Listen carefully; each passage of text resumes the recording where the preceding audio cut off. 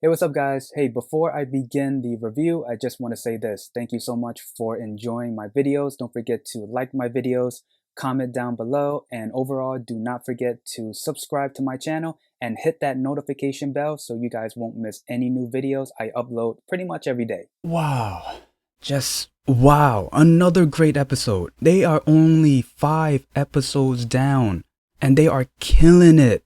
Storyline, characters, chemistry, mystery, adding more mysteries.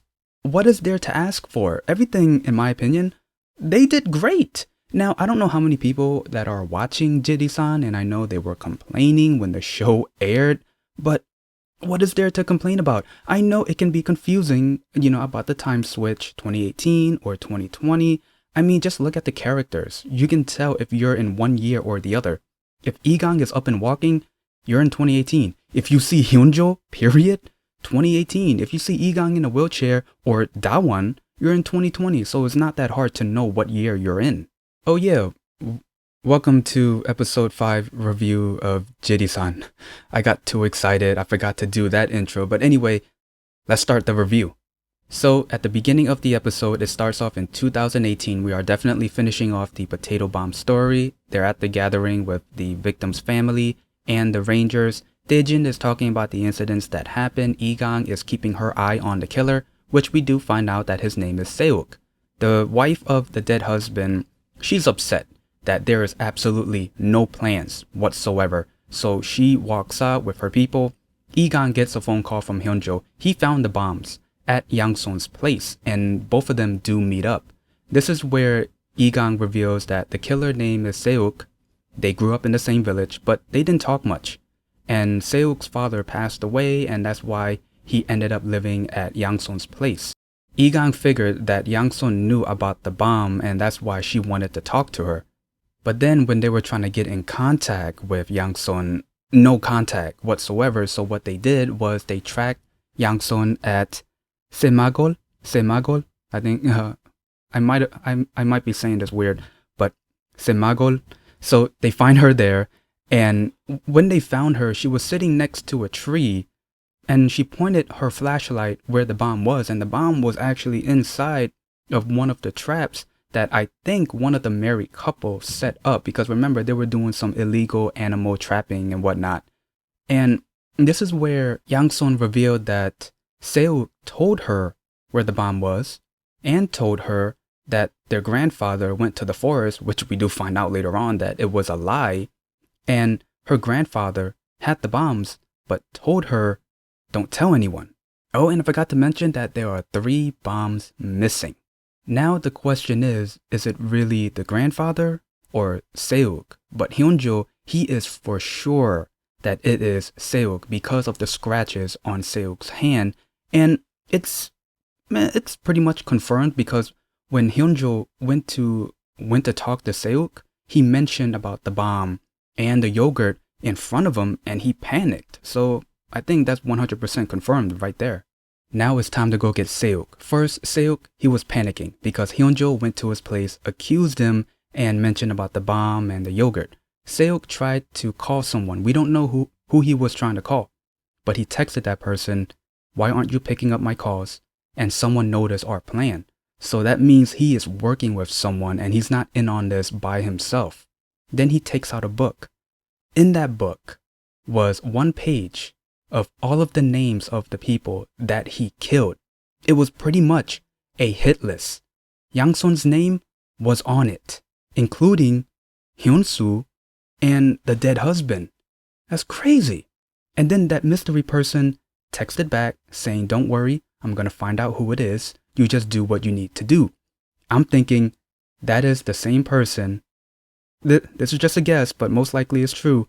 That is the same person who attacked YiGang and HyeonJo on the snowy mountain. I mean, it makes sense. Now back to SeWook. The first thing he does after panicking is go meet up with Yang-son and gives her a yogurt drink. He was there to kill her because her name was definitely on the list. And the reason why that he said to her, Grandpa was in the forest, was just to get him out, to get him accused, so he won't be at the house, so SeWook can kill his cousin. HyeonJo, YiGang, and Guyoung, they got to Yang-sun's place. They tried to help her, but then YiGang and HyeonJo went after SeWook. They didn't get him because YiGang tried to save HyeonJo from a bear trap. So in the end, they didn't get him, but someone else did. Now, right after the hospital scene, we see a mystery person walking into a restricted area into the forest. And then we see Daejin walking into the forest with his hands full of the yellow ribbons. And we see the mystery guy it looks like he was following Daejin. And I don't know if he noticed, but where he was walking, there was SeWook's dead body. So he was killed. And then in the next scene, we see a mystery person with black gloves crossing out Yang-sun's name on the hit list and putting SeWook's name. That mystery guy with the black gloves, he has to be the guy who attacked YiGang and HyeonJo in the snowy mountain. I mean, SeWook texted him that it was a ranger that came by his place. And the mystery guy said, don't worry, I'm going to find out who it is. So maybe that person found out it was HyeonJo and attacked HyeonJo. That's why HyeonJo is in a coma. And YiGang is in a wheelchair. I think that person made her live because she was never the target to begin with. That's just a guess. So the 2018 flashback ends with the final scene of HyeonJo walking up in the mountains talking to Lottery Girl. Now we're in 2020. We see Daewon and Guyoung putting up red flags because it snows a lot in the mountains. And back at the office, YiGang tells Daewon about the potato bomb story and also revealed that there's someone else who was also involved because after finding that SeWook died before they even caught him, more people died after that and they still don't know who it is. I'm still gonna call it. The main villain is also the same guy who attacked HyeonJo and YiGang on the snowy mountains. You wanna know what's crazy? It was bad enough that they couldn't find the person who was also involved in SeWook's potato bomb and yogurt drink thing, but they couldn't even find out the reason because they found his dead body. And what did SeWook had to gain from killing these people on the list, including his own cousin? Just makes no sense. And then YiGang tells Daewon to head to a certain location in the mountains. YiGang is going to be with her, not physically, but she's going to be operating a drone, just overseeing everything. And the ending shot, I thought this was a cool ending scene. We hear the music and just hearing the words, I've lost you. Hearing YiGang say, if I find you, I need to tell you something. And it looks like while YiGang was operating the drone, it looks like she sees HyeonJo's ghost. Correct me if I'm wrong, but it looks like it. So my impression on episode 5, this was a really good episode. I mean, you can already tell I enjoyed it just watching the intro of this video. I do like that it started off in 2018 and the majority of the episode was 2018. Yeah, just like the other episodes, but I think this is the first episode where the 2018 flashback is pretty much the whole episode and really finishing off that potato bomb story, but also adding more mystery to it, which I do like. Now, this is just a wild guess. It feels like the past is coming back to haunt YiGang for some reason. I'm not saying she did anything wrong. I mean, she's a ranger. She's trying to save people's lives. But showing us the 2018 flashback stories not only shows us the events leading up to when her and HyeonJo get attacked in the mountains, but just not solving a case and leaving it wide open and just having the criminal just run around causing a muck. It really bites you in the butt because a lot of people died after that.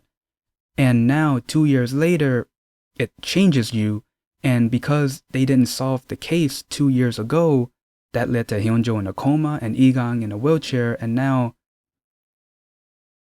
yeah, it's just a guess though. But if you guys have any comments about that, leave it in the comments below. I want to know. And yeah, that's pretty much the gist of the episode and my review. If there's anything I might have missed, please leave it in the comments below. Other than that, if you like this video and if you are enjoying Jirisan like I am, leave a like, comment down below, and subscribe. See ya.